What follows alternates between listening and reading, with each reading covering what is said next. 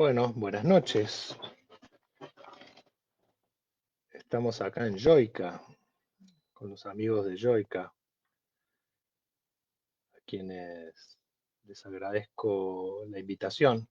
Espero que se esté escuchando bien, que podamos compartir este espacio, al menos en el rato que podamos conversar, y va a haber algún espacio para poder compartir preguntas, opiniones y demás. Eh, Buenas noches a los que van sumándose ahí con sus comentarios, y les pido si se escucha bien y cualquier cuestión que puedan ir haciéndomelo saber.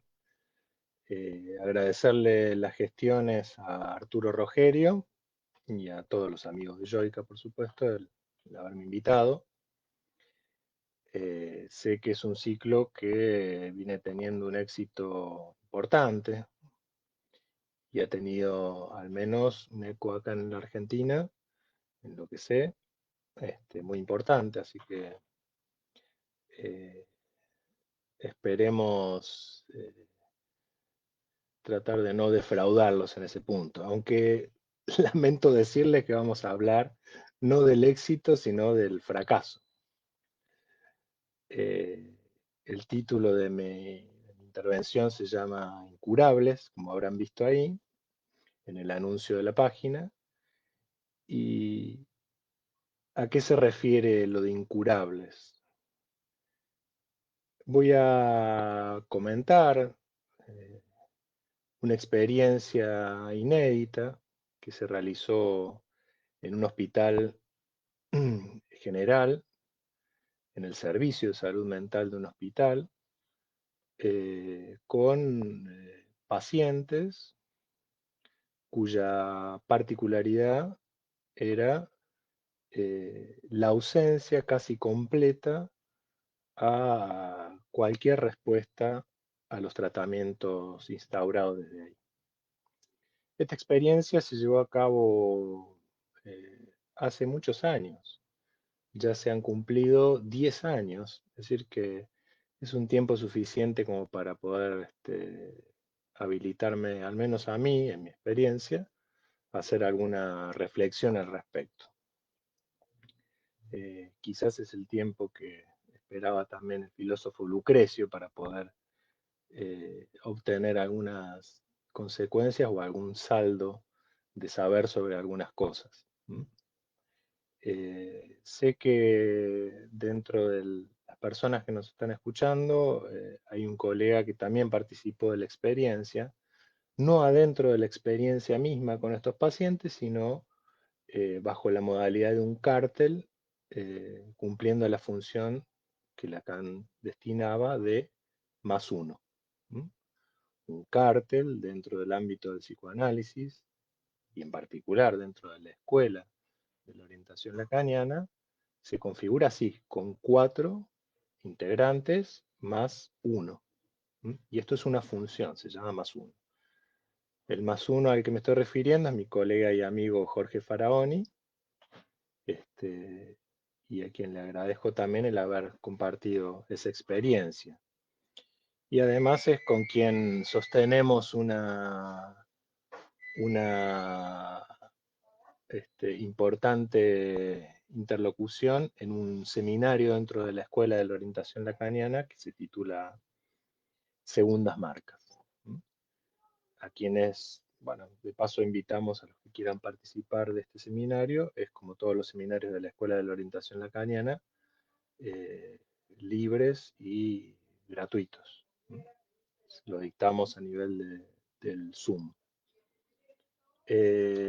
Entonces, lo que vamos a conversar acá es de qué se trató un poco esta experiencia. Bueno, es una experiencia que la titulamos Grupo de Pacientes Refractarios, ¿no?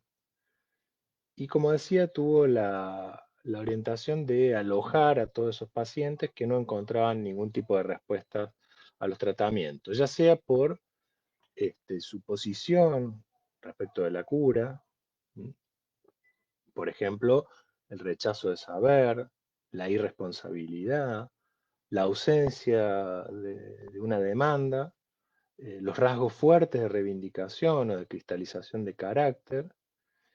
Todo eso hacía imposible que pudieran ser acreedores de una respuesta terapéutica y por ende eran pasibles de todos esos efectos que en el psicoanálisis se conceptualiza como contratransferencia.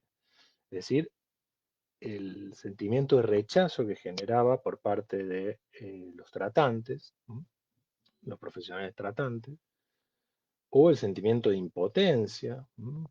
Lo cual llevaba a derivarlos, es decir, mandárselos a otros profesionales o incluso a un empuje notable hacia la medicalización. Es decir, hablamos de pacientes que estaban fuertemente medicalizados, precisamente por esto, porque los profesionales no encontraban respuestas, entonces el último, el último recurso siempre es la medicación y es hacia donde un poco caen muchos de estos pacientes. Grupo de pacientes refractarios. ¿Qué sería este dispositivo? Bueno, un dispositivo que se configuró como un bits, es decir, como un chiste dentro de una institución. Es decir, cómo poder alojar a todos aquellos pacientes dentro del ámbito de la salud mental que a la vez ellos mismos eran la objeción a la salud mental. ¿M? Es decir, pacientes que no caían fácilmente dentro del ideal de salud mental. Bueno, denominar los grupos de pacientes refractarios era una forma bastante adecuada o podemos decir médicamente adecuada de decir que eran incurables.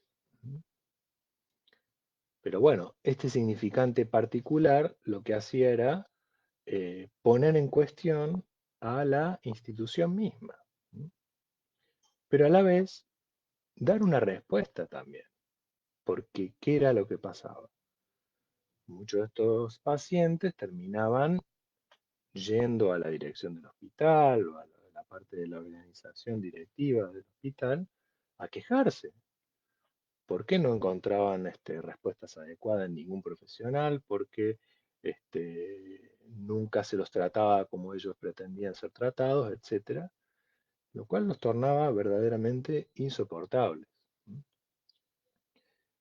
Eh, Toda esta experiencia, por qué es importante? ¿Por qué ha sido importante para mí? En lo particular, esto prácticamente me enseñó lo que es el psicoanálisis y fundamentalmente el lugar que tiene que tener un psicoanalista en una institución pública, con estados, con casos que están en los márgenes mismos de la institución. ¿M? Entonces, es algo que concierne desde luego a la institución de salud, a las instituciones de salud y a la circulación dentro del ámbito, dentro de esas instituciones del psicoanálisis, del discurso analítico, pero que uno puede pensar que todo esto abreva para la práctica del psicoanálisis mismo, incluso también en la práctica privada. No porque veamos grupos de pacientes ni atendamos de manera no arancelada, etcétera, etcétera, sino porque nos enseña a los psicoanalistas posicionarnos frente a la idea de cura. ¿M? ¿Qué entendemos por curación? ¿Qué entendemos por cura en el psicoanálisis? Eh, por ejemplo, cuando uno va hacia los textos como la cuestión preliminar acerca del tratamiento posible de la psicosis, precisamente Lacan habla de tratamiento posible, ¿m? No habla de cura. ¿M? Y de hecho en el seminario 3 va a decir que hablar de curación en Schreber sería algo abusivo, ¿m? Cuando Freud habla de un intento de curación del delirio, un intento de restablecimiento, ¿sí? Después, Lacan en los años 50 va a utilizar la palabra cura. ¿M? Por ejemplo, en los escritos, seguimos con los escritos, variantes de la cura tipo, dirección de la cura. ¿M? Es decir, hay una idea de curación, pero muy rápidamente Lacan va a sacarse de encima este término para reemplazarlo por la idea de experiencia analítica, ¿sí? El tema es la experiencia analítica. Yo hablé de experiencia precisamente, ¿no? ¿Mm? La experiencia analítica nos pone, digamos, de relieve cómo podemos transitar un camino y cómo, como dice la canción ya muy conocida, cómo hacemos camino al andar. ¿M? Esa frase de Antonio Machado, un poco introduce la dimensión incluso heideggeriana de la experiencia, cómo hacer camino al andar. Eh, Esta experiencia que les cuento, no sabíamos a ciencia cierta, no sabíamos a priori qué era lo que podía suceder. Lo que sí sabíamos, y en particular en lo personal, era que había que dar alguna respuesta a estos pacientes, ¿sí? Incluso también en virtud o en contraposición, vamos a decir, a mis propias cuestiones contratransferenciales, ¿sí? Yo mismo era quien sentía esa impresión de rechazo o de impotencia, todo esto que comentaba hace un ratito. ¿Mm? Entonces, tenemos que entender que siempre la clínica nos lleva la delantera. ¿Mm? No vamos a aproximarnos a algo así con el background teórico para hacerle decir a los pacientes lo que nosotros queremos escuchar, ¿m? Sino que tratamos de calibrar nuestra teoría en función de qué redunda con la experiencia, ¿sí? Fíjense que en el seminario 21, Jacques Lacan, en la clase 11, dice que de entrada uno se halla ante verdades indomables de las cuales tenemos que testimoniar. Una de esas verdades indomables es el real de la no relación sexual, la no complementariedad de los sexos, el no acuerdo, ¿sí? Eso es a lo que Lacan llamaba lo real. Y eso también es el grado cero de todo lazo social. Es decir, el punto de dificultad del lazo social, y por eso voy a hablar del fracaso, y por eso es que traje a colación esta experiencia con estos pacientes, es que hay un para todos de no lazo social, ¿m? Que obviamente se vuelve visible cuando ese hilo invisible que nos une se rompe. Y ahí nos damos cuenta que no hay lazo social. O sea, que en el fondo no hay lazo social. Por supuesto que de alguna manera nos las arreglamos para encontrarnos con el otro sexo, para eh, poder entendernos, para morigerar los efectos paranoicos que genera la tensión agresiva con el otro, etcétera. ¿M?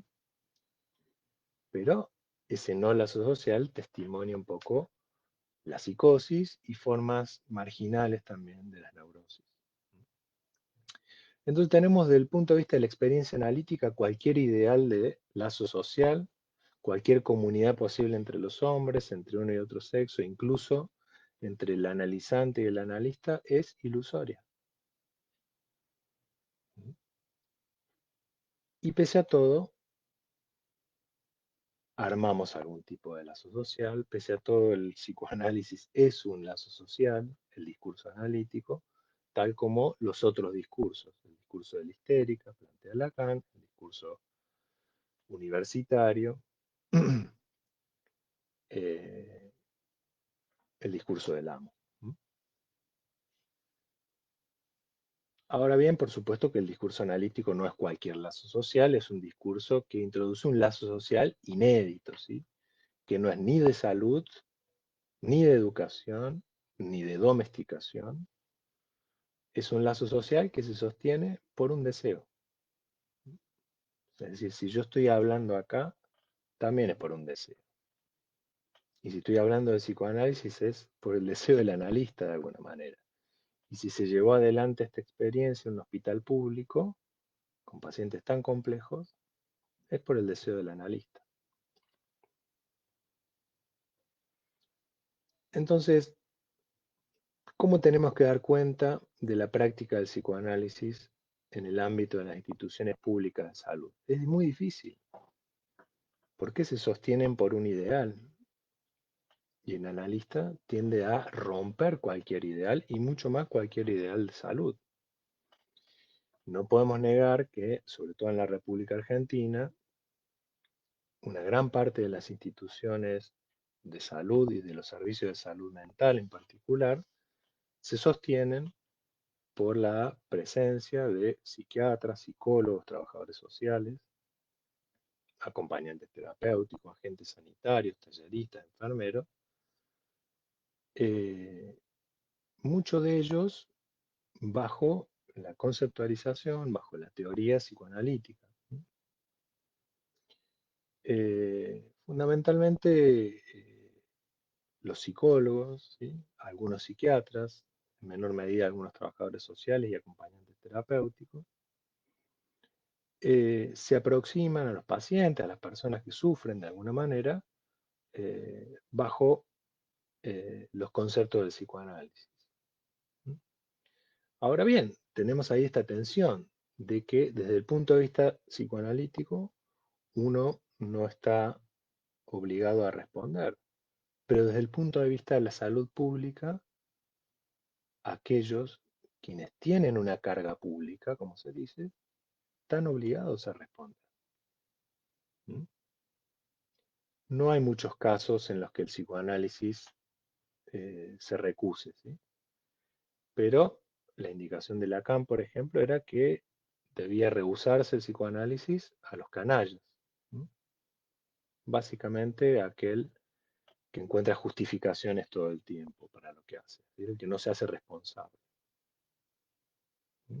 Lacan decía que había que rehusarle el psicoanálisis a los canallas.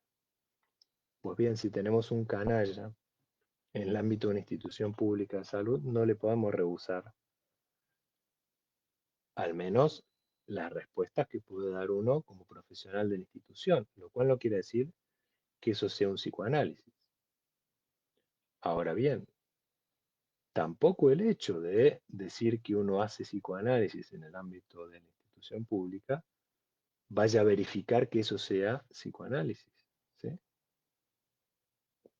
¿Quién podría decir que a priori el decirse psicoanalítica, el psicoanalista vaya a generar efectos psicoanalíticos? Un psicoanalista se produce en acto. ¿M? Es decir, uno podría decir a precu, a posteriori, si su acción devino un acto analítico, no a priori. ¿M? La idea de Lacan, por ejemplo, citar alguna de sus frases en los escritos, es que él dice, habrá psicoanalista que pueda responder a las urgencias subjetivas de la actualidad. Habrá psicoanalista, dice él. Si uno lee el texto en francés, dice du psicanalista. Es decir, que no dice habrá el psicoanalista o la psicoanalista, sino que dice habrá psicoanalista. ¿Mm? Es decir, el artículo definido lo que introduce es el acto analítico por sobre la persona del analista. ¿De acuerdo? ¿Mm? No está calificado por el artículo, sino por una forma del acto. ¿No? Ahora bien, esa función analítica, estoy haciendo una introducción un poco larga, pero para que entendamos ya vamos a entrar en la experiencia, es siempre fracasada, es siempre fallida, nunca tiene demasiado éxito. El fundamento del psicoanálisis es, si hay un fundamento de alguna manera, es eso va a fallar, eso falla. ¿Mm? Había un grupo de rock, uno de los primeros grupos de rock argentino, que se llamó Los Gatos, donde una de sus canciones, que se llamaba La Balsa, decía: con mi balsa yo me iré a naufragar. ¿Mm?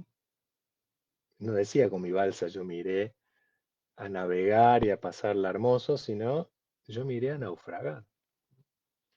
Es decir, era un grupo lacaniano avant la lettre, podemos decir, ¿no? Muy bien. Eh, Volvemos a este grupo que configuramos, a este dispositivo. ¿Mm? Como dijimos, era un grupo conformado por aquellos pacientes que nadie quería atender, que nadie quería saber nada con ellos, que eran rechazados por absolutamente todos los profesionales, incluido yo mismo. Eh, Como dijimos, uno puede rechazarlos, pero en tanto uno tiene una carga pública dentro de una institución, tiene que darles alguna respuesta igualmente. ¿Mm? Eh, por eso circulaban de un profesional a otro, pero sin poder irse. ¿Mm? Eh, entonces, junto con dos profesionales nobles de la institución, o sea, personas que tenían un entusiasmo fresco, y yo, fuimos recabando información con otros colegas acerca de qué les había sucedido con estos pacientes, psiquiatras, psicólogos, ¿m? Y todos en sus afirmaciones enunciaban las dificultades que se presentaban fundamentalmente en la transferencia. Bueno, en muchos casos había una ausencia de la transferencia, dificultades en el lazo social, la preeminencia de rasgos acentuados de carácter, de identificaciones cristalizadas, ¿m? Por nombrar algunas cuestiones así rápidamente. Esto hacía que la tendencia de estos pacientes fuese hacia la cronicidad, ¿m? Es decir, fuese hacia la elongación o la eternización de los tratamientos. Por lo general con, como dijimos, con abundante consumo de psicofármacos y con muy pocas respuestas. Todo ello uno podría englobarlo dentro de lo que es el ensañamiento terapéutico, que es muy propio de hoy en día. Es decir, a la vez que contamos con cada vez menos recursos específicos en el campo de la salud, porque la investigación, incluso en los psicofármacos, se está cada vez rompiendo en cuanto a su paradigma epistemológico. Es decir, los fármacos son cada vez menos efectivos, los psicofármacos. A la vez se produce un empuje cada vez mayor, una tendencia cada vez mayor al furor por curar, ¿no? Eh, Muy bien, entonces, de alguna manera, esto uno lo podría englobar dentro de lo que es el ensañamiento terapéutico, desde luego. Pero dijimos, bueno, una vez que recabamos toda esta información de los colegas, eh, un poco nos inquietaba, o en particular a mí me inquietaba la pregunta de por qué un paciente tendría que adaptarse al ideal de curación que promueve una institución. ¿Por qué alguien tendría que ser tan obediente, digamos así, a la salud mental? ¿Mm? Me dio la impresión entonces de que la concurrencia repetitiva, insistente, y el rasgo de queja y de reivindicación que llevaban muchos de ellos, eh, que estaba sostenido en el discurso de ellos, no era de por sí pasible de curación, que era lo que llamamos incurable. ¿Mm? Y por otro lado, teníamos el respaldo de que tampoco es que estamos obligados a curar. Hay un empuje hacia eso, al furor por curar, pero el famoso adagio latino dice primum non nocere, es decir, ante todo no dañar. Bueno, debemos darnos por satisfechos y por lo menos dijimos no dañamos a nuestros pacientes, a nuestros pacientes.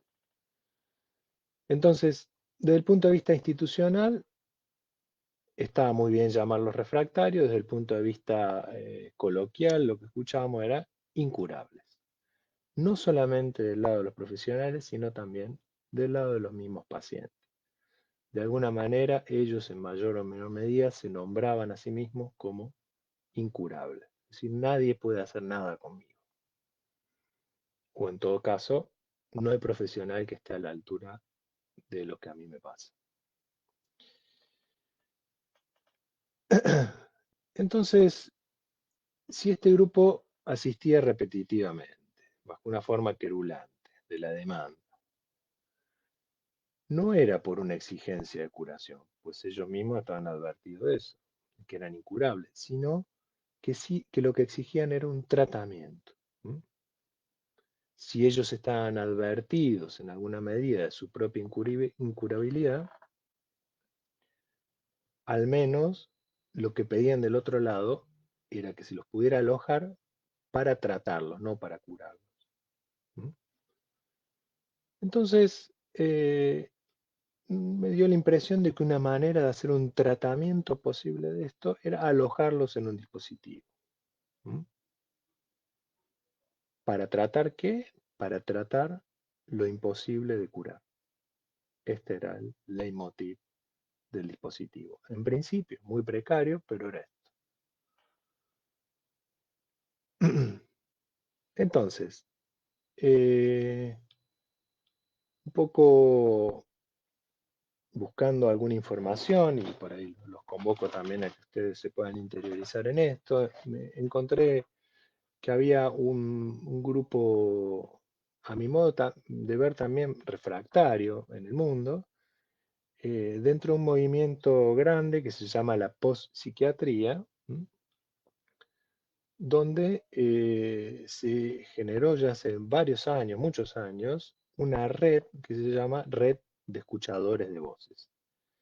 Es decir, pacientes no, está mal dicho, personas que tienen lo que llamaríamos alucinaciones, pero ellos lo llaman así, son escuchadores de voces, que no han encontrado ninguna respuesta, ni de los psiquiatras, ni de los psicólogos, que descreen absolutamente de todas las explicaciones que le pueden dar, de que en su cerebro pasa no sé qué cosa, de conexiones, o que tienen que tomar medicamentos por esto, lo otro, etcétera, que han mostrado una refractariedad a eso y que decidieron organizarse en un modo de lazo social que se llama así, Hearing Voices Network, es decir, una red de escuchadores de voces. Hoy en día están dispersos en todo el mundo, es un grupo gigante, es una red gigante, mejor dicho, y esto lo que les produce es la posibilidad de una invención en contraposición de lo que podría ser la tecnificación o la medicalización del estilo de vida, ¿sí?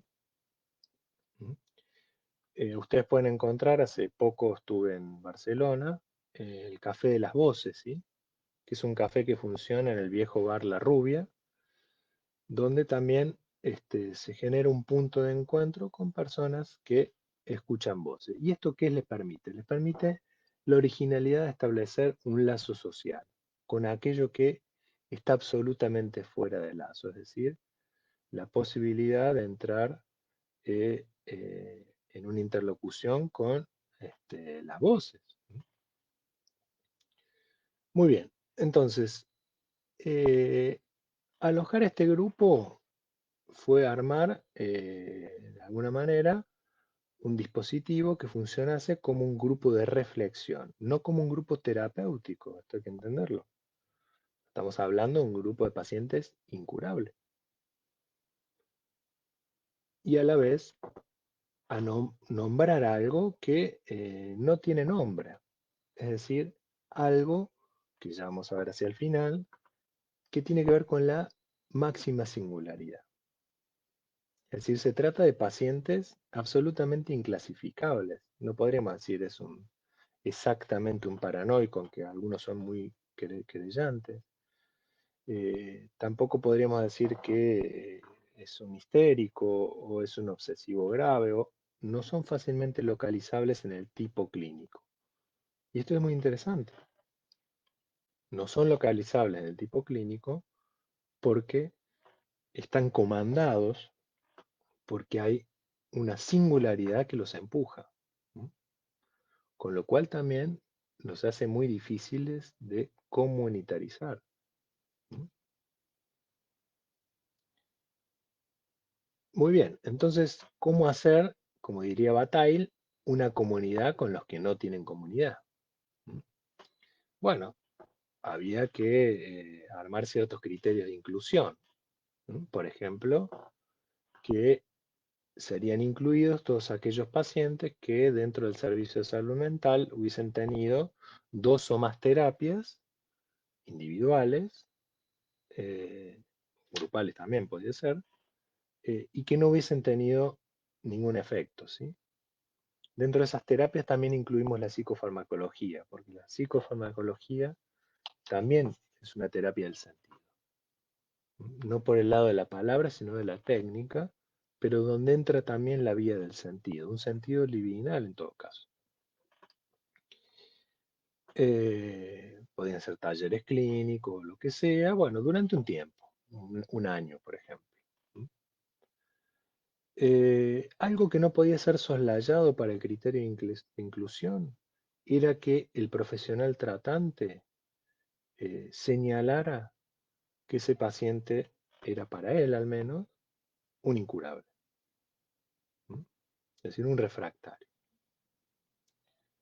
Ahora bien, también dentro del criterio de inclusión implicábamos el juicio del paciente mismo, es decir, que aquel que debía incluirse tenía que enunciar de alguna manera su rasgo de incurabilidad o de refractariedad. Luego podemos decir que la inclusión de los pacientes no era rígida, por las mismas razones de lo que implicaba la circulación de ellos, sino que era de manera discontinua, periódica, no estándar, digamos así. Es decir, podían incluirse o retirarse en el momento que quisieran y de la manera que quisieran. Lo que sí había era un horario y un día de reuniones. Y bueno, para reseñar un poco los rasgos clínicos,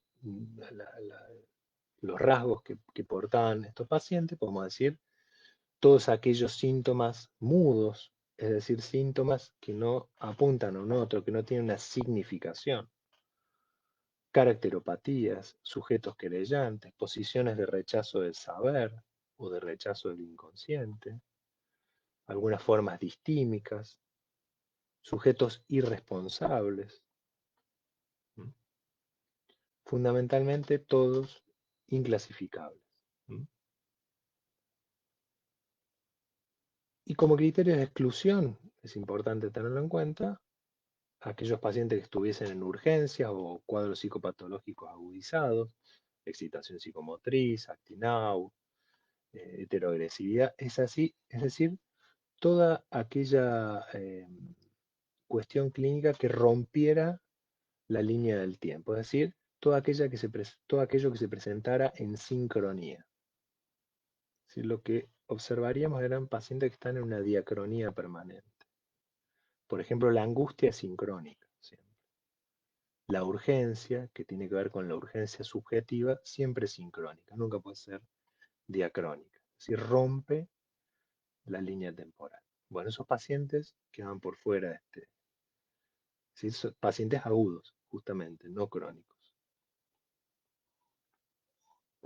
Obviamente también pacientes descompensados o que requiriesen un tratamiento a largo plazo con cuadros psicopatológicos típicos, esquizofrenia, síndromes psicoorgánicos, trastornos delirantes, etc. Obviamente también pacientes en transferencia.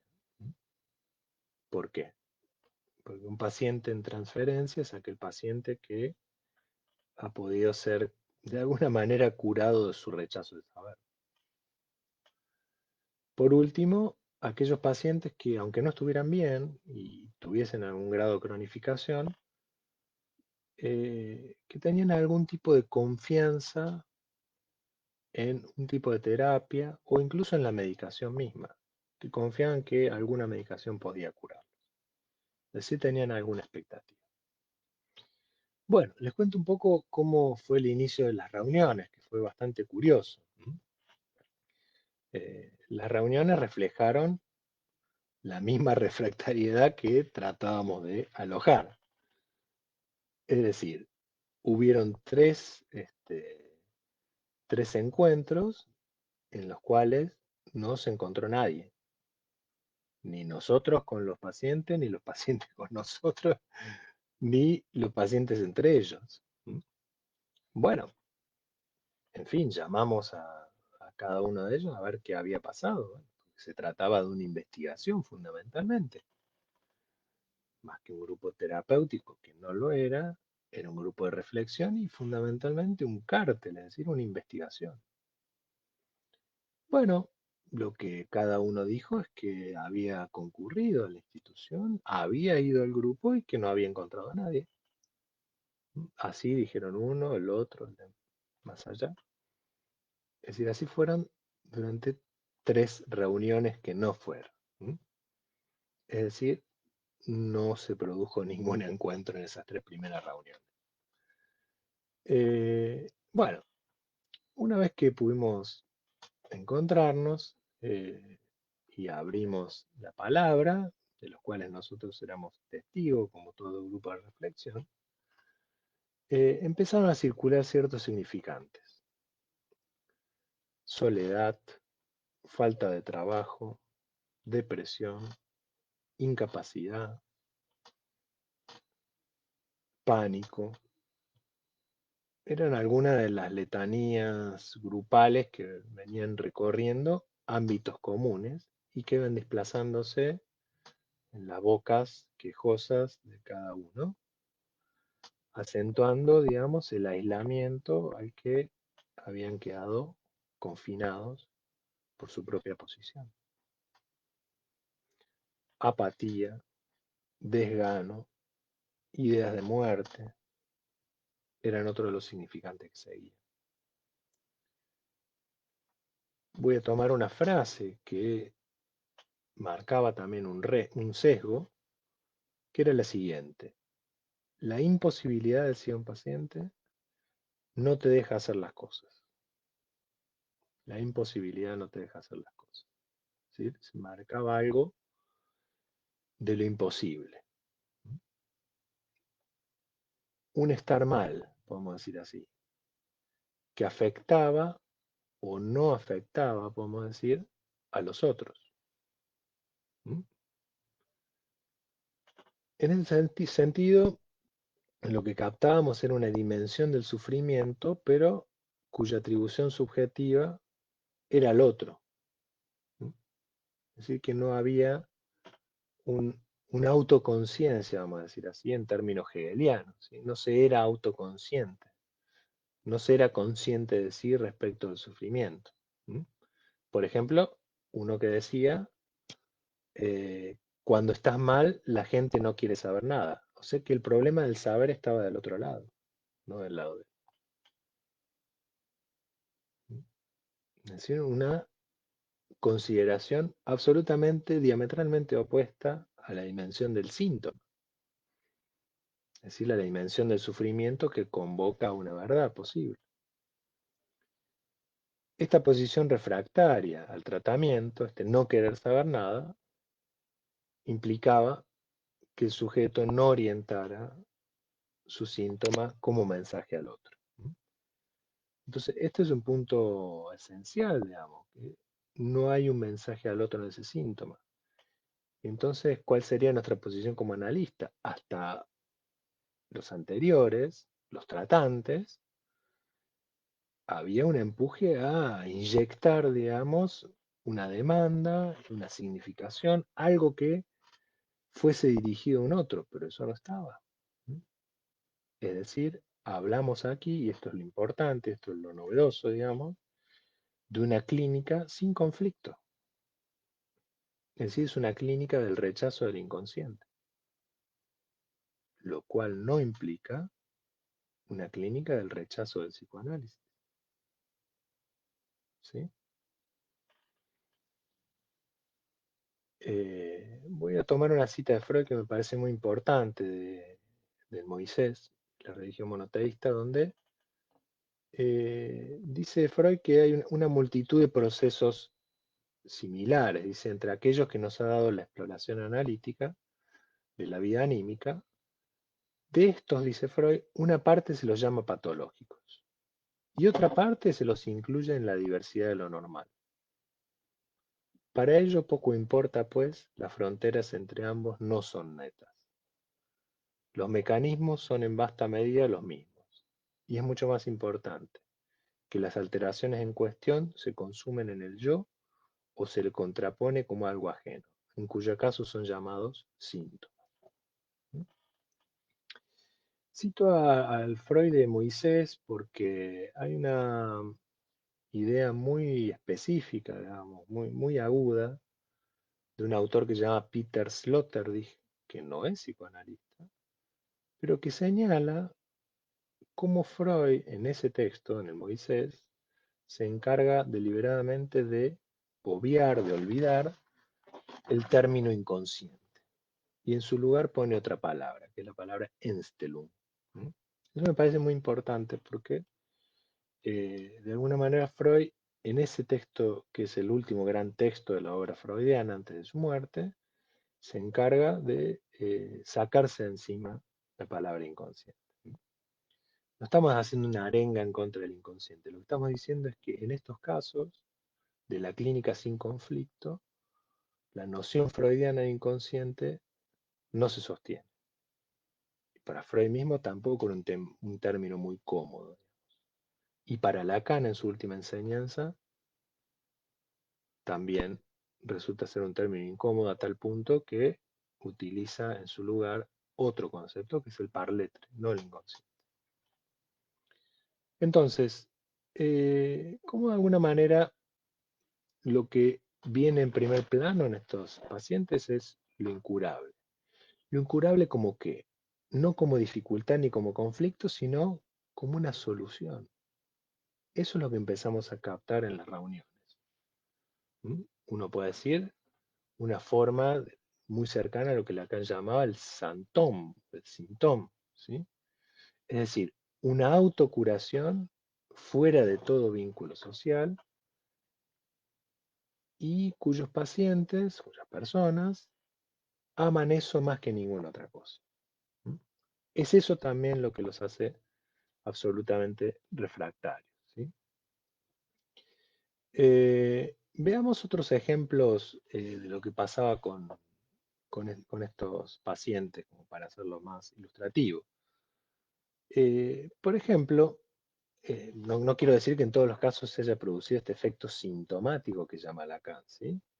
Pero bueno, algunas cuestiones se fueron despejando. ¿Mm? Vamos a ver algunas de estas cuestiones paradójicas. ¿Qué pasó con algunos que dejaron de concurrir? Por ejemplo, una mujer que pasó de una queja débil, de que todo lo que le sucediera porque no había trabajo.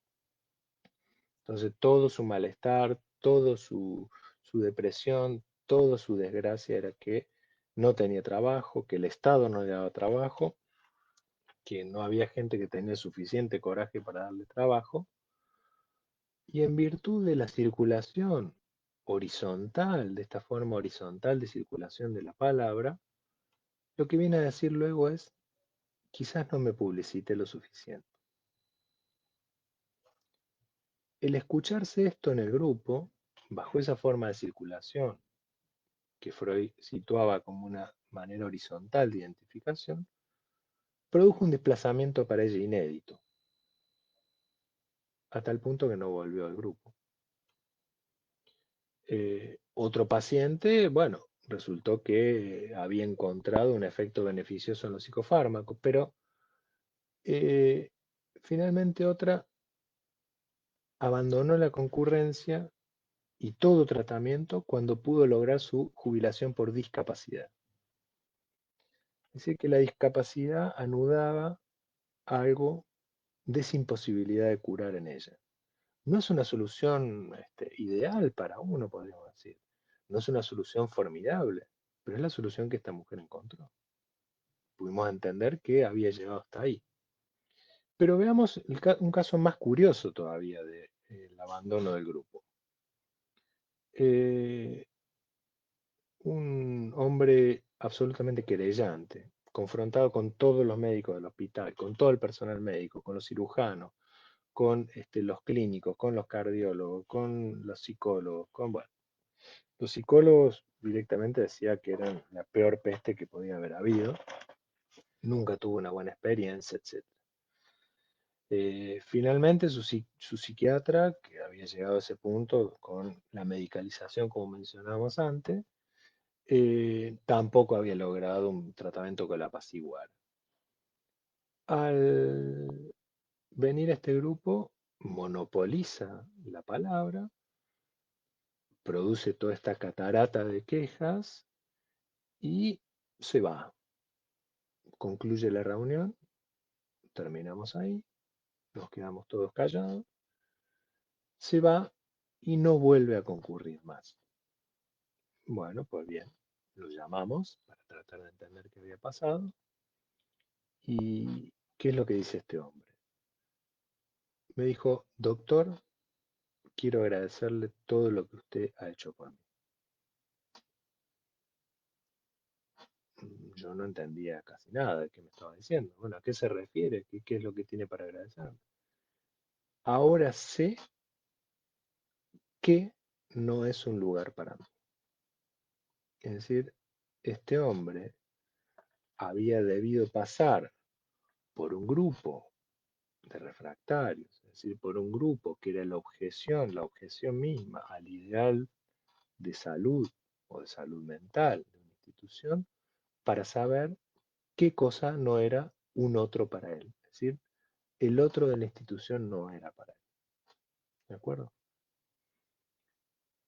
Es muy interesante ese movimiento porque eso también nos enseñó de alguna manera que la institución no es un otro para cualquiera. Debemos entenderlo eso también. Y que en tal caso muchas veces tenemos que inventar una institución para cada uno de nuestros pacientes, cosa que es muy difícil en la arquitectura general de la salud pública, por supuesto. Pero bueno, son las cosas que entendemos en el psicoanálisis y por eso no nos dedicamos a la gestión de la salud, nos dedicamos al psicoanálisis. Eh, Finalmente otro, luego de quejarse de su familia, pasó a quejarse de las mujeres y por último a hablar de la muerte. Finalmente cuenta un sueño en el grupo. Y ese sueño va dirigido a uno de los coordinadores del grupo, es decir, a alguno de nosotros. Con lo cual estableció cierta transferencia y ya no tenía ningún motivo para continuar en ese grupo. Estos son algunos ejemplos de salida del grupo, ¿sí? Pero vayamos más al centramiento de lo incurable. ¿M? Nos vamos dirigiendo hacia el último tramo de mi intervención. Carlos, por ejemplo, un muchacho, cuenta que luego de un accidente se le produjo un daño en el hueso del cráneo y que eso le dejó como saldo una depresión. ¿M? Ese es el término que utiliza, el significante. Un significante indistinto, ¿no es cierto?, que circulaba mucho en el grupo. En congruencia con ese relato, al ser escuchado por otra mujer del grupo, Graciela, expresa que ella también lleva consigo una herida que no va a cicatrizar nunca más. O sea que aparece la idea de cicatriz. Más adelante vuelve Carlos y va cerniendo un poco más esta insistencia. Dice que bajo esa depresión, bajo el significante depresión, lo que hay en él es un dolor eterno, el dolor de existir mismo. ¿M? Y que gracias al grupo él podía evitar tener que ir a un puente muy conocido, muy grande acá de la provincia de Buenos Aires, a tirarse de ahí.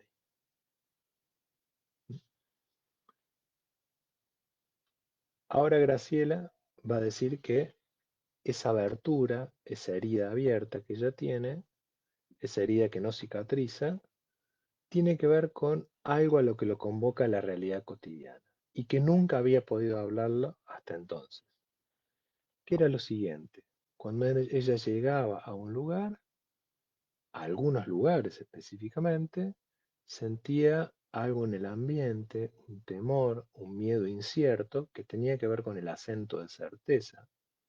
Es decir, se trataba de un fenómeno de significación enigmática y que no sabía qué hacer con eso, que esa era su herida abierta, pero que ahora entendía que esa herida abierta, lo que tenía que hacer era, en esos momentos, gracias a esa herida abierta, evitar esos encuentros.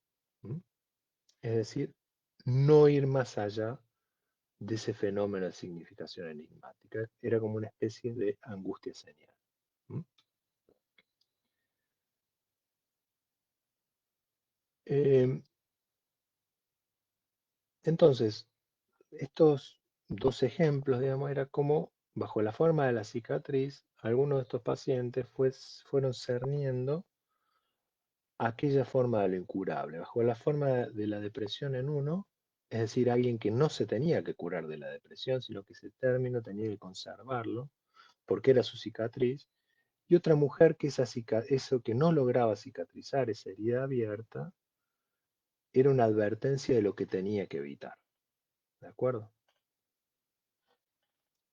Ambos no se iban a curar nunca de eso. ¿Mm? Eh,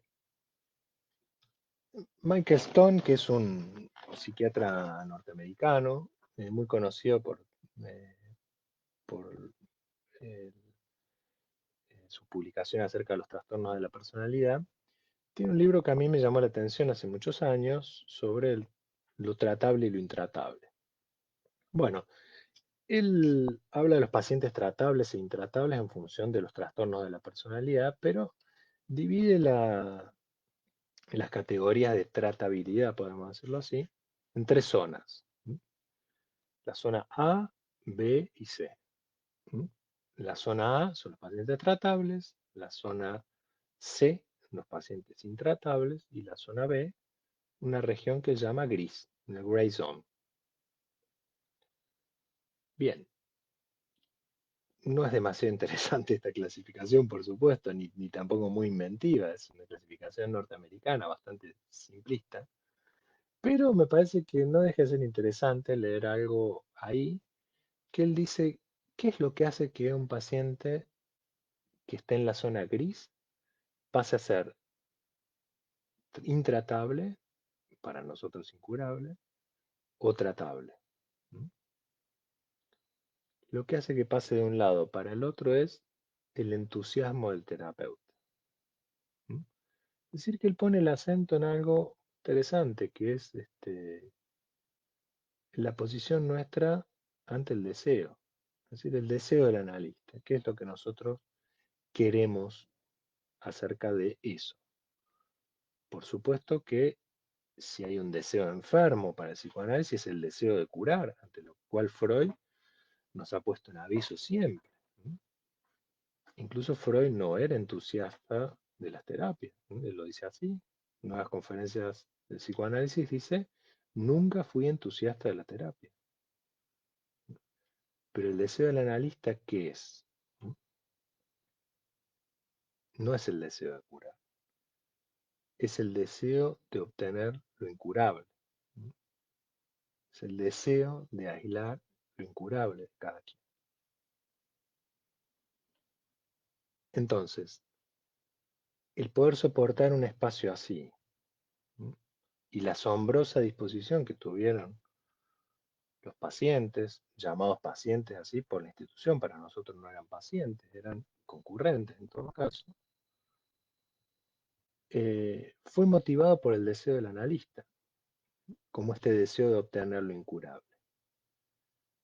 Y a su vez también son estos sujetos despreciados por no ser analizables, desdeñados por la infatuación nuestra, ¿no es cierto?, como profesionales, son ellos quienes podían enseñarnos a los psicoanalistas acerca de cómo evitar el deseo de curar, ¿sí? Es decir, que el vector terapéutico, si lo había en todo caso, estaba invertido, de ellos hacia nosotros. Eran ellos quienes nos tenían que curar a nosotros del deseo más enfermo, que es el deseo de curar. Si ubicamos un poco lo que es el psicoanálisis no surge con la docilidad histérica, eh, ni con las neurosis queriendo analizarse, ni con las ruinas de la subjetividad este, queriendo ser tratada, sino que el psicoanálisis tuvo un lugar desde siempre en el concierto de los otros discursos por ocuparse de eso que Lacan llama las venas de la subjetividad marginal. Él dice ahí en los escritos que es ahí donde el psicoanálisis descubrió la estructura del deseo, ¿sí? Pero no solamente el deseo del que concurre, sino también descubrir el deseo del analista. Entonces, la institución médica, con esto concluyo, y me interesaría charlar con ustedes y me interesaría que podamos dialogar. La institución médica, con sus reglas rígidas y sus normativas, lo que no había logrado alojar por la estructura misma de la salud mental era la errancia de estos pacientes.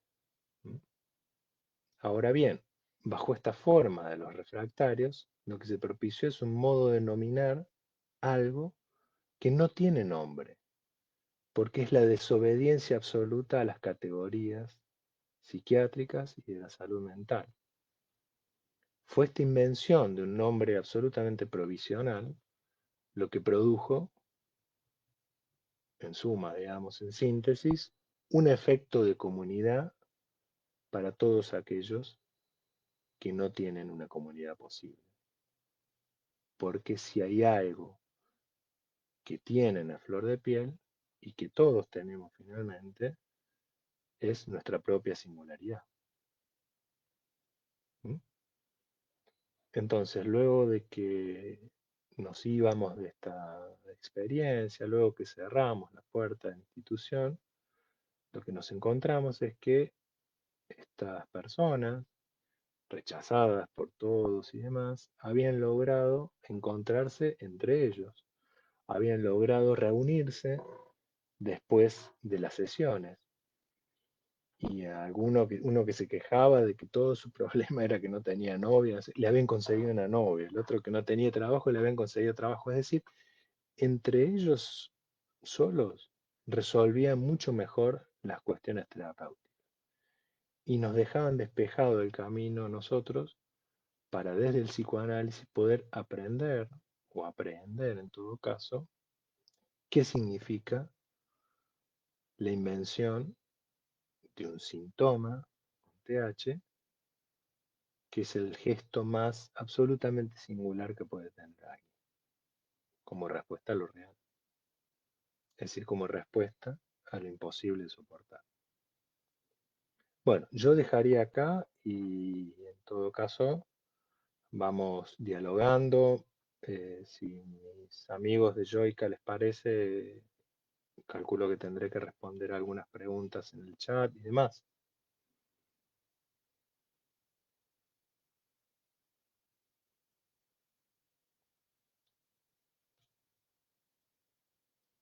Bueno, preguntas, perdón, pero no tenía bajado todo el chat.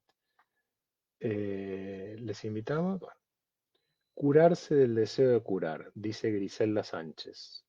Curarse del deseo de cura, perdón, pareciera de repente es eso que llamás lo incurable por dirigir la cura a que el paciente se cure. Por otro lado, me parece que esto que mencionás como entusiasmo yo lo pondría al lado de la disponibilidad del analista para que algo surja. Bueno, me gusta la palabra disponibilidad, eh, parcialmente me gusta, me parece. Sí, el deseo del analista, hay varias definiciones para el deseo del analista, ¿no? Eh, yo lo tomaba por el lado del entusiasmo, porque me parecía que era una buena manera de pensar cómo pasar a alguien de lo intratable a lo tratable, ¿no?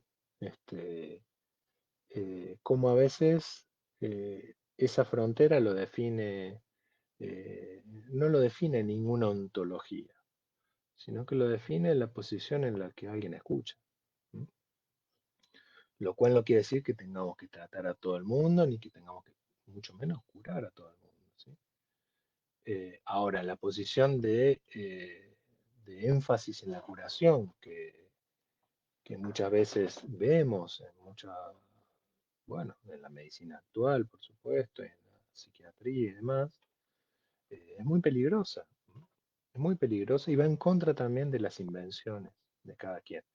Si después quieren podemos hablar un poco de eso en algunos riesgos que he denunciado en mi libro Ser loco sin estar loco. De paso me estoy haciendo la publicidad.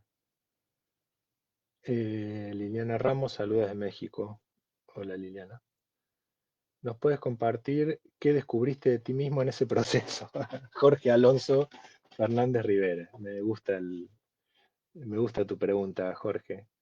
¿Qué descubrí en mí mismo? Eh, lo primero que descubrí es a analizar. Estos pacientes me enseñaron a analizar, me enseñaron a eso que Lacan llama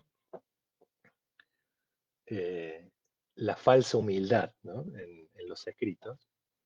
La falsa humildad, Germán García, un psicoanalista, quizás el psicoanalista más importante para nosotros en lengua hispana después de Oscar Mazota, en lengua castellana le gustaba decir a él, decía que la falsa humildad es el objeto A. ¿M? Bueno, ¿cómo situarme en ese lugar? Es decir, cómo muchas veces es apaciguante para algunos sujetos saber que uno no quiere nada de ellos, que solamente está ahí por un deseo de saber, pero que no quiere nada de ellos. Eso es muy importante. Querer el bien del paciente, bueno, querer el bien del paciente, qué locura es esa. ¿Cómo uno podría saber cuál es el otro de ese paciente? ¿Cómo uno podría saber cuál es el bien para él?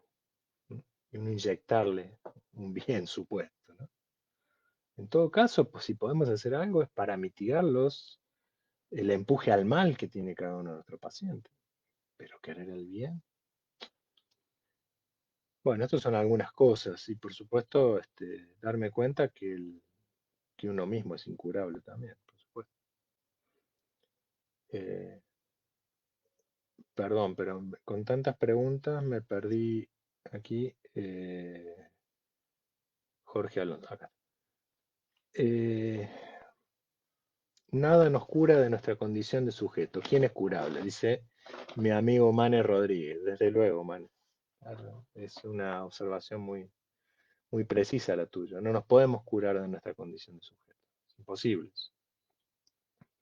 Ese es nuestro dolor de existir, que entramos en la vida bajo ese trauma, que es respirar, como dice Lacan, en un medio otro, es decir, respirar el lenguaje, el significante ya nos marca que estamos hechos para morir y ya estamos eh, a merced de ese dolor de existir. Monse Mejía, ¿qué tal Monse? ¿Cómo estás? La creación del dispositivo alternativo en los márgenes de las instituciones abren espacio, ¿sí? Dice Inesita Albel. Sí, la creación del dispositivo alternativo en los márgenes de las instituciones. Sí, sí, estoy totalmente de acuerdo en eso. Y yo creo que se trata de eso. Eh, Ojo, es un dispositivo que está armado en función eh, no de mi capacidad de invención eh, ni de mi teoría tan elevada, sino que está armado ese dispositivo en función de mi propia impotencia. Más aún, siendo en mi carácter de psiquiatra, en esa institución de la que les estoy hablando, muchos de estos pacientes caían en el embudo de mi consultorio, de mi consulta. Es decir, que ahí yo era el último eslabón en el cual tenía que dar una respuesta. Y yo decía, pero si no tienen ninguna respuesta en los otros dispositivos, ¿por qué yo tendría que dar una respuesta? ¿Mm? Eh, Aquí Arturo me comenta, eh, hay otras preguntas, ¿sí? A Raúl Sabaj, mi amigo Raúl Sabaj, eh, Dice, ¿el síntoma también implica algo de lo que no se quiere saber? Pregunta. Escuchándote, pienso que lo incurable como solución se parece a lo irreductible del final de análisis. Absolutamente, Raúl. Lo que me he encontrado de manera sorprendente, y esto que quiero que quede como una idea, y gracias que me das pie a eso, es que estas personas, estos sujetos que parecía que estaban al inicio del tratamiento, es decir, que todavía ni siquiera habían entrado en tratamiento, porque quizás había que romperles esa coraza de carácter, habría que lograr que subjetiven, había que lograr que avalúen su inconsciente, había que lograr que armen una significación dirigida al otro. En realidad, ellos empezaban por el final, ya habían terminado todo. Es decir, que con lo que venían de manera insistente era con el resultado final, con su forma elaborada del síntoma, sea buena, mala o regular, no lo sé. ¿De acuerdo? Entonces, esto que dice Raúl, sí, es un punto irreductible. ¿Implica algo de lo que no se quiere saber? Bueno, es que ellos habían llegado al final, pero el problema era que no lo sabían. Como este hombre que muy rápidamente se da cuenta de que eso no era para él. Pero tenía que pasar por este bits, por este chiste institucional para poder entender lo que eso significaba. Pea, no sé quién será, pero bueno, dice, ¿por qué dice que el concepto de inconsciente es incómodo para el Freud del Moisés? Bueno, yo no lo digo eso, sino que Freud mismo decía que no tenía otra palabra mejor para nombrar eso, que era el Unbewusst, el inconsciente. Muy bien. Esta observación que hace Peter Sloterdijk me pareció muy interesante. Como Freud, en el lugar de inconsciente, o sea, como Freud se encarga en todo el texto del Moisés de no mencionar la palabra inconsciente. Y en el lugar donde podría estar la palabra inconsciente aparece otro término, que es Enstellung, que quiere decir algo así como transposición, poner las cosas en otro lugar, eh, sacarlas de su sitio. Lacan hace un chiste con el Unbewusst y lo traduce como el Unbev, que quiere decir la una equivocación o una equivocación. Así que va a definir al inconsciente simplemente como una equivocación. ¿Mm? Luego va a decir, todo eso que Freud llama el ICS, el inconsciente, para mí es el par letra. Lo vuela de un plumazo.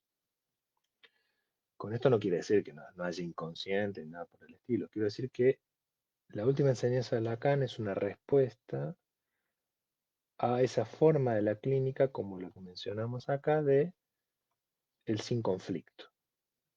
Cuando hay un sujeto que no tiene un conflicto simbólico, cuando más bien lo que pone de entrada es la consistencia imaginaria.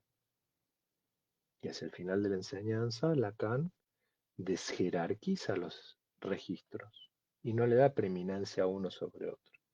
Si alguien logró una consistencia imaginaria, por ejemplo, un carácter, quizás sea un poco paranoico, el carácter es paranoico, desde luego, pero si no tiene nada mejor, ¿qué es preferible? ¿Que sea un carácter paranoico o que sea un esquizofrénico clínico? Entonces, a veces hay formas de la consistencia que son maneras logradas, formas cicatrizales, para tomar el término de estas personas, de este grupo, formas cicatrizales que resultan ser su propia elaboración, su propia invención. Lo que sucede es que esto lo tiene que saber el paciente o el sujeto en cuestión. Mi amiga Ana María Grelet habla del dolor de existir, melancolía, sacaba la idea gracias al grupo, respondía al otro que era ese lazo. Este, em, si te entiendo, Ana María, decís, el dolor de existir es para todos. Dice Lacan que en la melancolía lo que hay un dolor de existir en estado puro, ¿no? Pero tenemos que entender que es para todos. En este sujeto que hablaba de esa herida abierta, digamos, el dolor de existir estaba en estado puro. ¿M? pero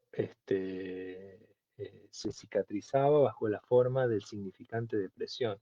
Es decir, que él había inventado ese significante, por más que sea un término común, para él tenía un valor prácticamente neológico, era el nombre de su cicatriz. Y el hecho de hablar de su depresión y de venir al grupo mismo le evitaba tener que ir a tirarse de un puente. ¿Mm? Hasta localizar que de esa depresión, de esa cicatriz, él nunca se tenía que curar. Era bueno que él sufriera de esa depresión. Y él tenía que aferrarse a ese significado. Eso lo entendió él, no nosotros. Nosotros también lo entendimos, pero gracias a él. Saludos desde Perú, él, Leo. ¿Cómo va, Leo? Bueno, Luli Sachs dice la cicatriz de la depresión y la advertencia se acercan al síntoma como invención singular. Claro, de eso estaba hablando, gracias, Luli, amiga del seminario. Eduardo Ávila, psicoanálisis e instituciones de salud, ¿de verdad se podría? Creo que al dar respuesta a la institución se cae en el discurso psiquiátrico psicológico. Por otro lado, enhorabuena por la comunidad de estas personas que mencionó. Sí, es un tema complejísimo. Yo solamente lo abordé desde esta arista. A mí me parece que sí, que es una respuesta muy psicoanalítica. Por eso hablé del bits, es decir, hacer un chiste dentro de la institución, que no era mal visto por la institución, porque era una manera de descongestionar la querella de estos pacientes. Es decir, bueno, uno como analista también tiene que hacerse un lugar en las instituciones y acreditar también el discurso analítico en las instituciones. Esa es nuestra obligación política. ¿M? Muchas de las cuestiones, cuando uno lee a Freud, ve que Freud lo que siempre trata de salvaguardar es el discurso analítico. Trata de que nada ponga en riesgo el discurso analítico, ni siquiera los pacientes, porque de hecho él recusaba a los pacientes psicóticos porque él no quería poner en riesgo su propio invento. ¿M? Entonces, no tenemos que poner en riesgo el discurso analítico bajo el mote de, este es inanalizable. ¿Qué quiere decir que alguien es inanalizable? Quiere decir que esa persona o ese sujeto probablemente no está a la altura de todo nuestro saber, no está a la altura de nuestra disciplina. Es una locura. Tenemos que bajarnos un poco ahí.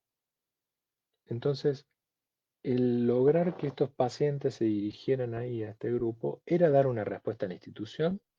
Bueno, por lo menos van para allá. Muy bien. Y a la vez no estar obligados a tener que eh, ni curar, ni siquiera darle ningún tipo de respuesta terapéutica.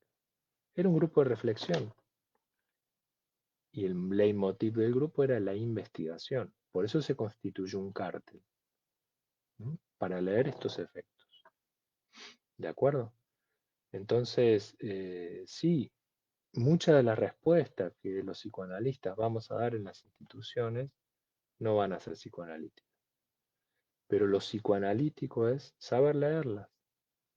Es decir, ubicar que esto que hicimos o esto que dijimos está, por ejemplo, en el orden del discurso del amo. Bueno, a este paciente lo mando a internar, un S1. Estamos dentro del discurso del amo probablemente. Quizás no, pero bueno. No le damos lugar a la palabra. Una excitación psicomotriz, está rompiendo todo, se pone en riesgo, riesgo para sí, riesgo para tercero, riesgo cierto inminente, como decimos acá. Muy bien, lo internamos. Y probablemente no sea una respuesta analítica, pero quizás sea la posibilidad para que después lo vayamos a escuchar y pueda hablar y decir y producirse como sujeto. ¿De acuerdo? Entonces lo psicoanalítico es poder leer eso, incluso nuestras propias respuestas que no son psicoanalíticas. Por el contrario, podemos tener pacientes en diván, conocemos pacientes que han pasado por otros divanes y que no han tenido un análisis, que no hubieron efectos psicoanalíticos. Hubo una dormidera, fueron a dormir al diván. Entonces, bueno, el coordinador de nuestro seminario Segundas Marcas, Bruno Massino, dice, Emilio, que alcance ¿Qué alcance le das al término Enstellung, además de su uso en la obra freudiana? Es un término que se hace operativo en la clínica.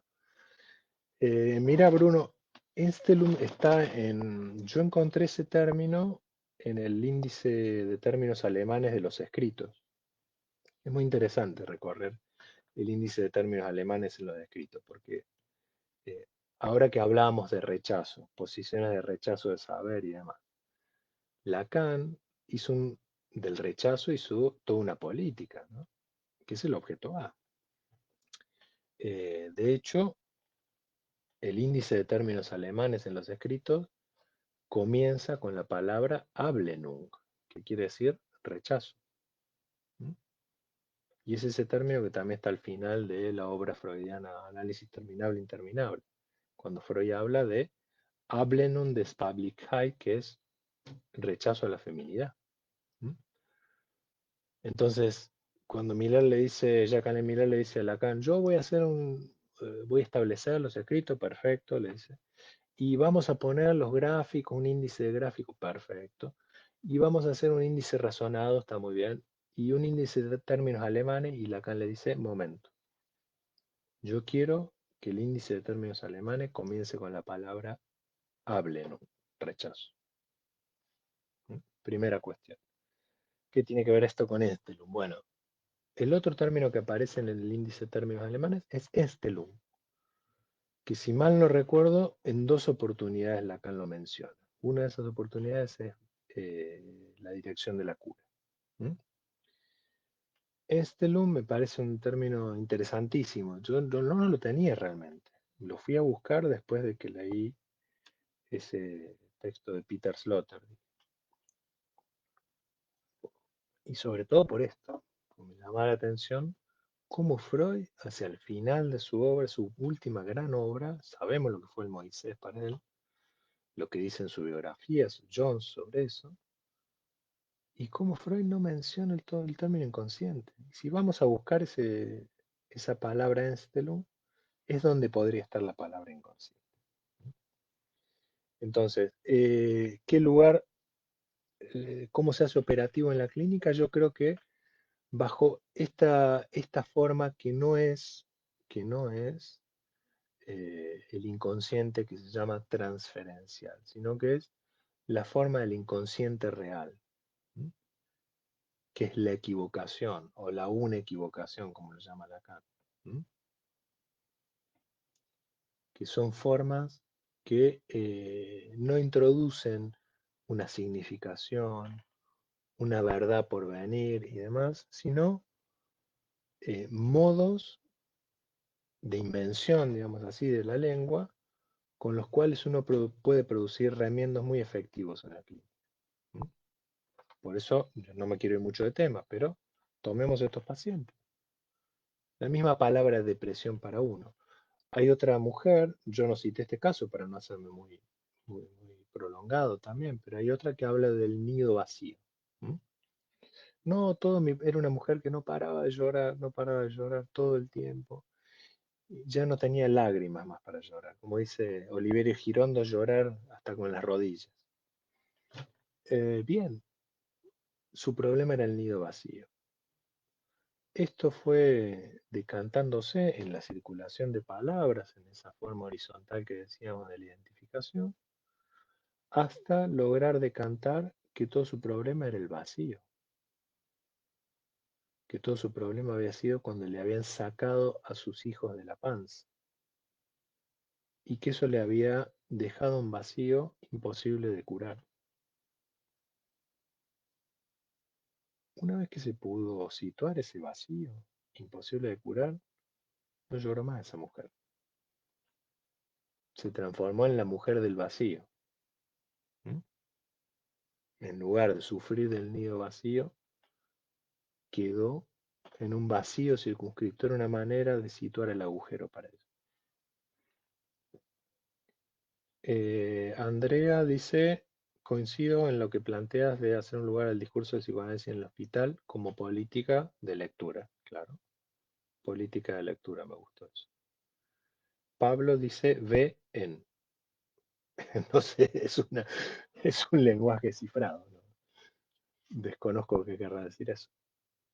Norma Martínez dice, con los pacientes medicados es posible trabajar desde el psicoanálisis cuando no pueden hilar pensamiento debido a los medicamentos. Si es posible, ¿cómo se hace posible?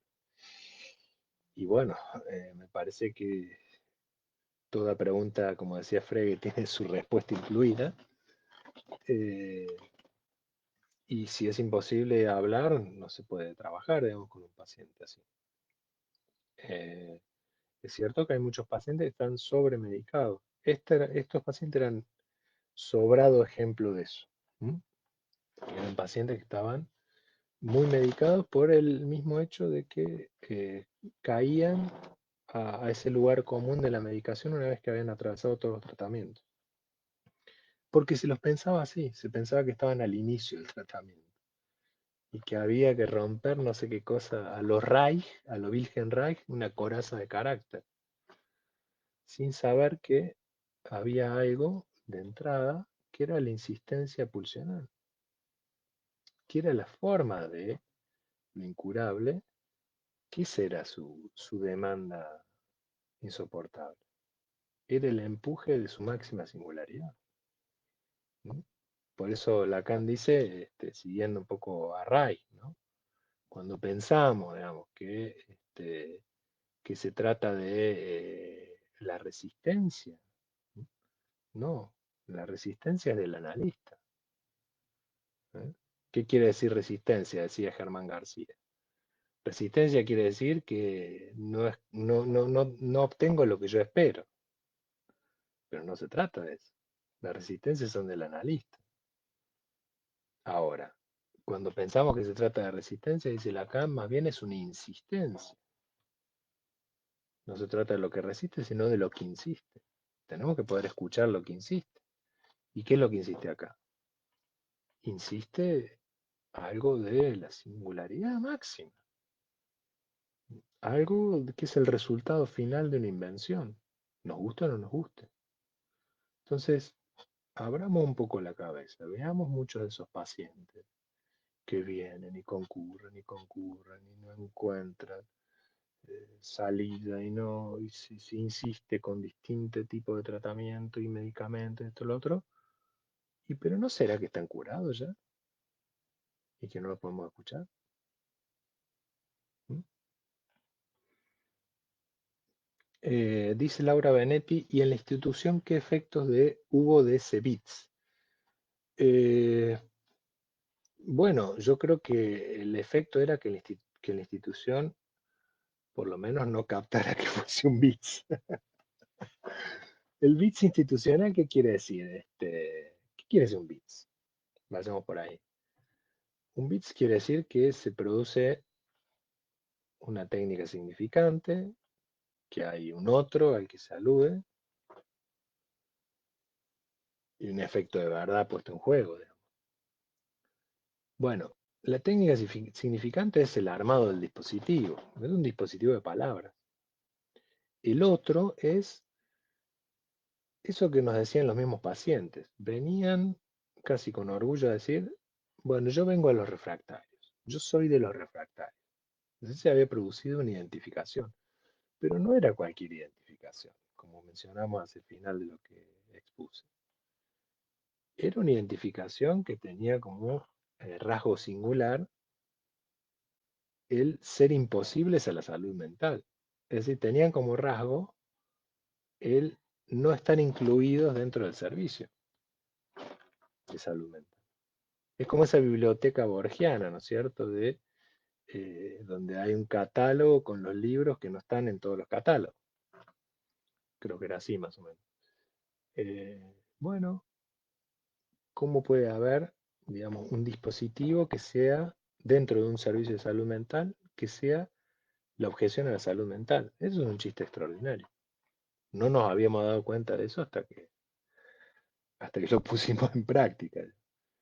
Y los pacientes lo captaron muy bien. Es decir, ellos se decían parte de los refractarios, inclusive ya prescindiendo de nuestra presencia, incluso. Pero bueno, fue necesario que estuviéramos ahí para poder leer esos efectos, ¿de acuerdo? Em, dice Paulina Morales Romero, la noción o término que usás como incurable me remite a análisis terminable e interminable, sí. Igual y mi lectura puede ser que se desvíe, pero en esta cuestión donde uno entra a análisis y entra por una queja y termina con otra cosa, donde el saber un poco de eso que no se sabe te atrapa.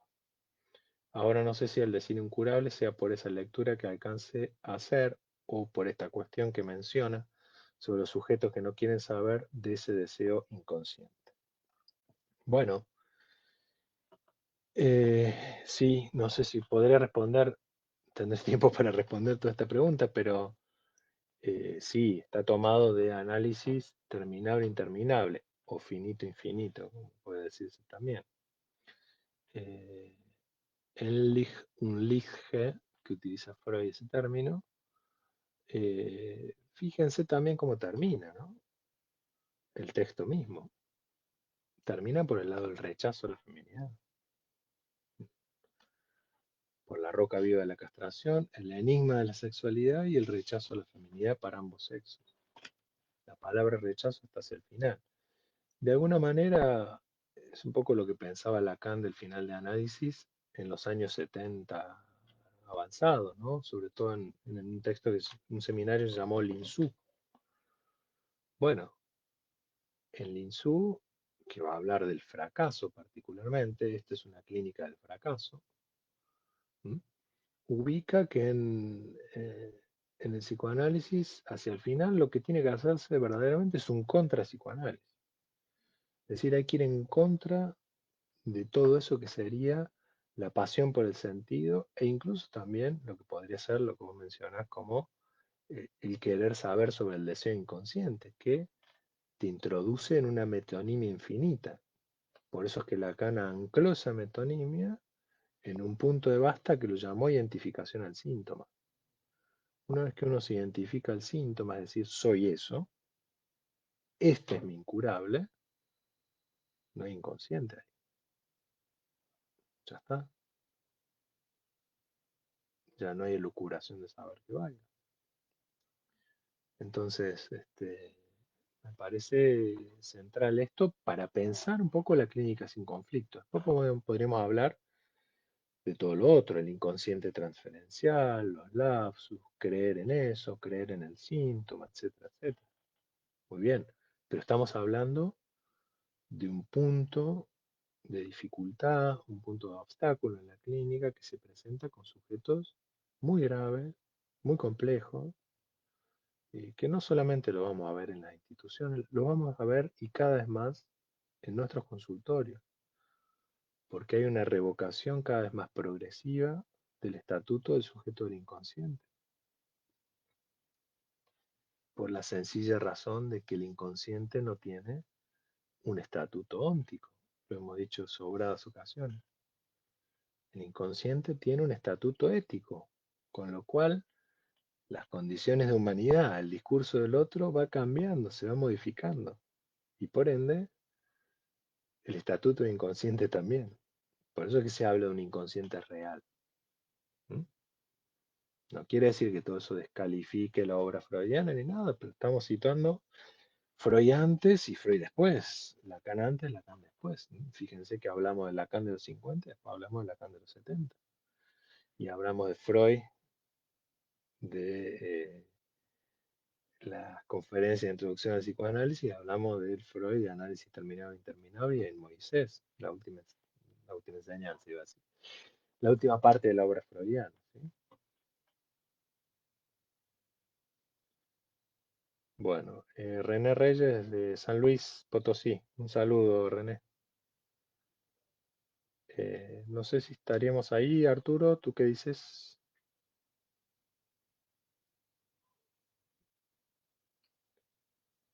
Vamos a ver si me contesta Arturo y si no, me parece que estaríamos finalizando, ¿no es así?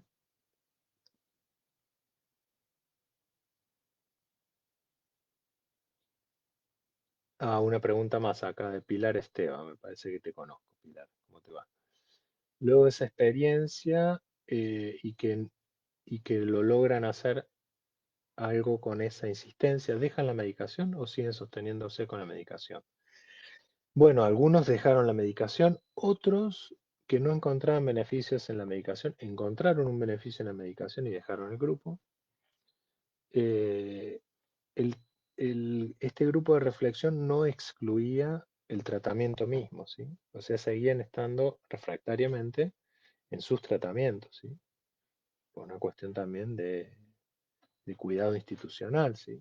Tanto grupo de reflexión era un grupo mucho más discreto, digamos, no era un grupo terapéutico, ¿sí? Entonces, hubieron algunos que dejaron la medicación, otros que no, otros que dejaron el grupo bajo estas formas curiosas que mencionaba, y otros que incluso entraron en análisis, como este caso que comentaba de alguien que entra, es decir, alguien que pasa del inconsciente real al inconsciente transferencial, ¿no es cierto? Es decir, hace un recorrido inmerso a lo que mencionaba. Laura Magadán, Laura, ¿cómo andás? De Tucumán, dice una ironía. No, no era una ironía si te referís al grupo. No, no era una ironía en el sentido de que la ironía es sin otro, pero esta operación que hicimos con el dispositivo era, era un bits en el sentido que era con otro, con el otro de la institución. La ironía es sin otro. La ironía es aquella que apunta a la inconsistencia del otro, a marcar de que directamente no hay otro. Me dieron ganas de leer Peter Sloterdijk, dice Psic-Pea. Es muy interesante Peter Sloterdijk. Es un filósofo liberal, digamos, pero no es liberal de mala palabra. Es un tipo muy, muy leído, digamos, muy, muy interesante. Es un escritor, en realidad, no un filósofo, perdón, un escritor que tiene reflexiones filosóficas.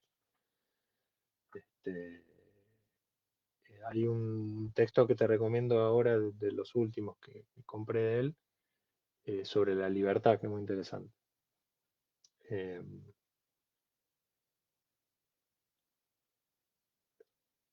Acá Bruno pasa el chivo de nuestro seminario, segundo y cuarto jueves de cada mes. Facebook Seminario Bacheto Faraón. Los invitamos, pues, a participar de estas reflexiones delirantes y muchas más. Paola dice buenísimo, como para más encuentros. Isabel, excelente, muchas gracias. Gracias, Isabel. Pablo Lione, quise hacer una observación sobre pronunciación en alemán, pero me abstuve. Perdón por mi alemán, Pablo. Si conoces alemán, yo soy un osado pronunciador del alemán, pero bueno, veremos qué hacemos con mi alemán. Soy mejor pronunciando en francés. Coincido con... bien. Bueno, eh, tú dirás, Arturo, cómo continuamos aquí.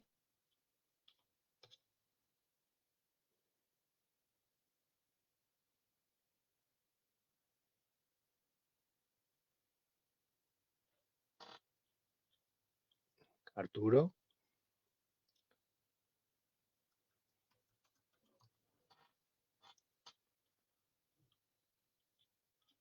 bueno, me parece que se nos ha desconectado el amigo Arturo. Eh, Me contesta con algún signo, no sé.